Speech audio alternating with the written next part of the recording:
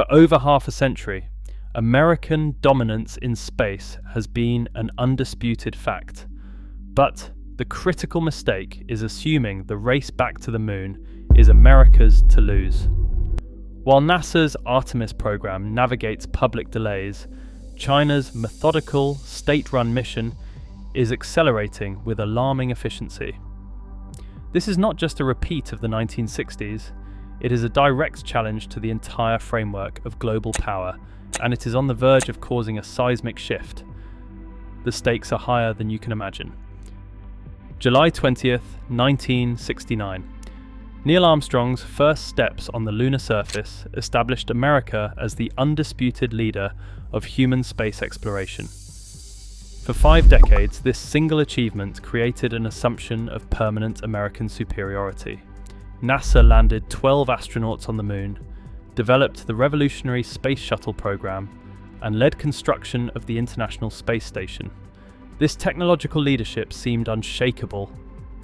But while America celebrated these past achievements, China was quietly building a different kind of space program, one designed not for spectacle, but for systematic, long-term dominance. When China launched its first astronaut in 2003, many dismissed it as merely playing catch-up. Few recognized it as the beginning of a methodical march toward lunar dominance. The Chinese approach was not about replicating America's path, it was about learning from it and charting a more efficient course. China's space program operates with a fundamental advantage: consistency.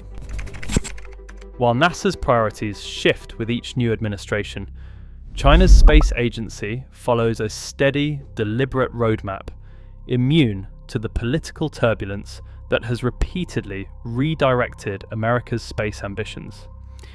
This is not a criticism of democratic governance, it is simply recognition of a strategic reality that is now reshaping the balance of power beyond Earth. China's lunar strategy began with a simple principle: master robotics before humans. The Chang'e program started in 2007, systematically testing every technology needed for eventual human missions. Chang'e 1 and Chang'e 2 orbited and mapped the moon. Chang'e 3 proved they could land softly in 2013, their first lunar landing. Then in 2019, Chang'e 4 accomplished what no nation had ever done before, the first ever successful landing on the moon's far side. This was not just a technological achievement, it was a statement. China had done what neither the Americans nor the Soviets had attempted during the height of the space race. Then Chang'e 5 demonstrated sample return capabilities in 2020, bringing lunar material back to Earth for the first time since the 1970s. Most recently, in 2024, Chang'e 6 accomplished another historic first by returning samples from the moon's far side. Each mission built methodically upon the last, creating a technological foundation that NASA's current Artemis program is still struggling to establish. While American missions often feature cutting-edge, first-of-their-kind technologies, China's approach prioritizes proven reliability and incremental advancement. NASA's response is Artemis, ambitious, international, and complex. The original goal was to land the first woman and the next man on the moon by 2024. But that target has repeatedly slipped.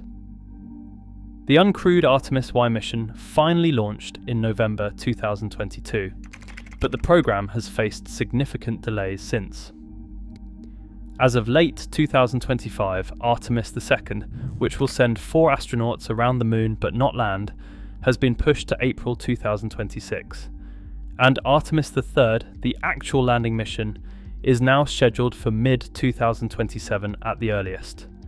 Multiple contractors, congressional budget cycles, and technological complexity have created a program powerful in scope but vulnerable to delays. The current architecture relies heavily on SpaceX's Starship spacecraft as the lunar lander, a revolutionary vehicle still in development. The engineering numbers tell a sobering story. China's Long March rockets are launching on schedule. Their lunar lander technology is flight tested. Their life support systems are operational on Tiangong, their space station. Meanwhile, NASA's Space Launch System has faced multiple delays. The Orion spacecraft experienced heat shield issues during Artemis 1, and SpaceX's Starship, while progressing, is still years away from being ready to land humans on the lunar surface. This isn't a criticism of capability, it's a recognition of reality. The American approach offers tremendous potential, but at the cost of schedule certainty. China's approach sacrifices some innovation for reliability and predictability. Most critically, China has announced plans to land taikonauts, their astronauts, on the lunar surface by 2030. Given their track record of meeting deadlines, this timeline must be taken seriously. The question is no longer whether China will reach the moon, but whether America will get there first. At NASA's centers across America, engineers work within budget constraints and public scrutiny. Every decision faces congressional review, media analysis, and international partner consultation. The pressure to avoid failure is immense. After the Apollo 1, Challenger, and Columbia disasters, NASA's culture prioritizes safety above all else, as it should, but this creates an environment where progress can be measured and deliberate. At China's space facilities, a different culture prevails. State funding provides stability. Centralized decision-making enables rapid iteration. Secrecy eliminates public pressure. These are not judgments about systems, they are observations about execution speed. China's space agency operates as a branch of the People's Liberation Army, creating a direct line between decision and implementation. NASA, as a civilian agency, must balance multiple stakeholders and congressional oversight. It is democratically accountable, but administratively complex. The moon race isn't happening in isolation. America's Artemis Accords have attracted 21 nations committed to peaceful lunar exploration and shared scientific principles. These partners include traditional allies like Canada, Japan, and the United Kingdom, alongside newer space players like the United Arab Emirates, Brazil, and South Korea. China's response has been the International Lunar Research Station, partnering primarily with Russia but also attracting Pakistan, Egypt, and several other nations, seeking alternatives to American-led space initiatives. In April 2024, China announced the International Lunar Research Station Cooperation Organization, formalizing this alternative to the American-led coalition. The moon is becoming a proxy for competing visions of international cooperation. European nations find themselves caught in the middle, scientifically aligned with NASA, but economically entangled with China. This diplomatic dance mirrors broader geopolitical tensions on Earth. The winner of this race will not just plant a flag. Permanent lunar presence means access to water ice for rocket fuel, rare earth elements potentially worth trillions, and most controversially, helium-3, a potential fusion energy source abundant on the lunar surface but scarce on Earth. In September 2025, a Finnish cryogenics firm signed a $300 million deal to purchase lunar helium-3, demonstrating the emerging commercial market. Companies from both nations are racing to develop extraction technologies. But the true prize transcends resources. The nation that establishes the first permanent lunar base does not just win prestige, it gains the strategic high ground for communications, navigation, and space traffic control. Whoever builds lunar infrastructure first will have enormous influence over the rules governing access to cislunar space, the volume between Earth and the Moon, that will become increasingly vital for both civilian and military operations. China's timeline is aggressive but achievable. Chang'e 7, scheduled for 2026, will scout the lunar South Pole. Chang'e 8 will test resource utilization technology by 2028. Human missions are planned to begin around 2030, with a permanent research station operational by 2035. This is not speculation, these are funded programs with hardware in production. The Lanyu lunar lander has already undergone successful testing. The Long March 10 rocket, specifically designed for crewed lunar missions, is progressing through development. China's human lunar mission architecture is simpler than Artemis, prioritizing reliability over reusability. China's planned South Pole base will focus on in situ resource utilization, extracting water, oxygen and materials from lunar soil to reduce dependence on Earth supplies. Their approach emphasizes self-sufficiency from the beginning. Artemis remains more ambitious in scope, planning not just lunar surface operations, but a lunar gateway station, international crew rotations, and eventual Mars preparation.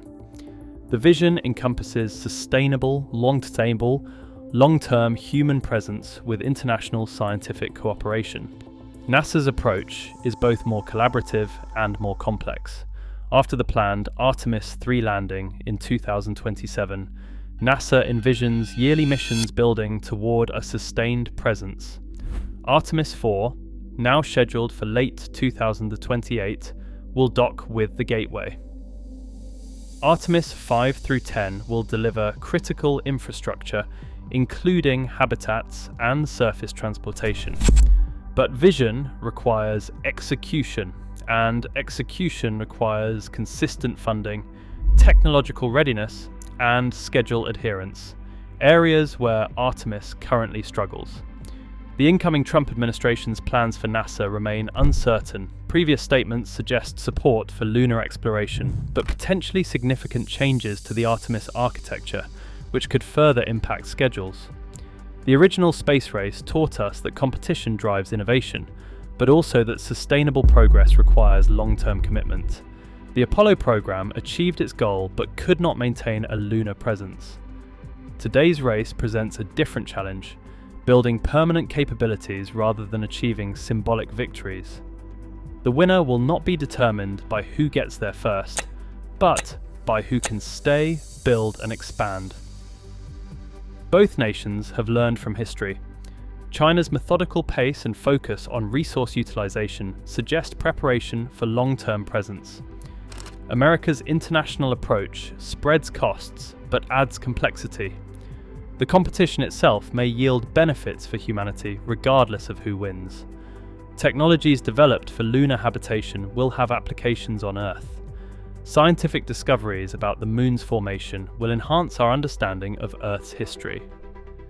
The outcome of this competition will define the next century of human space exploration. A Chinese victory would establish a new model for space development, state-directed, systematic, and strategically focused. An American victory validates international cooperation, shared scientific goals, and democratic space governance.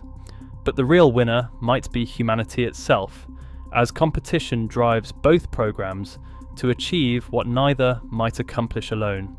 What's certain is this: the nation that establishes a permanent lunar presence first will not just win a race, they will write the rules for everything that follows. Mars exploration, asteroid mining, and deep space colonization will all flow from lunar success. The next 5 years will determine whether American leadership in space continues or whether a new superpower takes the helm. Either way, we are witnessing the opening moves of humanity's expansion into the solar system. The race is already underway. The question is not whether humans will return to the Moon, but which flag will fly over humanity's first permanent foothold beyond Earth.